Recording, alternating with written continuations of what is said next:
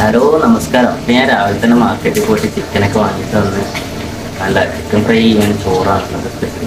അപ്പം ഞാൻ ഇരുന്ന് ഇങ്ങനെ ആലോചിക്കുക, ഒരു 8 കൊല്ലം മുമ്പ് ഞാൻ പ്രവാസത്തിലേക്ക് വരുന്നതിന് മുമ്പ് അതെല്ലാ കാര്യങ്ങളും ചെയ്തില്ല എൻ്റെ അമ്മ. ഇപ്പോൾ പ്രവാസത്തിൽ വന്നതിന് ശേഷം എല്ലാം സ്വയം അങ്ങോട്ട് ചെയ്തു തുടങ്ങി.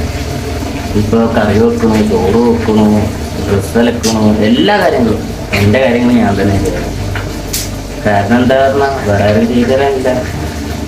നമ്മളുടെ കാര്യങ്ങൾ ചെയ്തു തരാൻ ആരും ഇല്ല എന്നറിയുമ്പോൾ നമ്മളങ്ങോട്ട് സ്വയം അങ്ങോട്ട് ചെയ്തു തുടങ്ങും.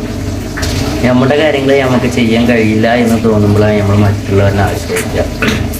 ഇങ്ങനത്തെ വല്ല സിറ്റുവേഷൻ വരുമ്പോൾ സ്വയം അങ്ങോട്ട് പഠിച്ചു തുടങ്ങുള്ളൂ.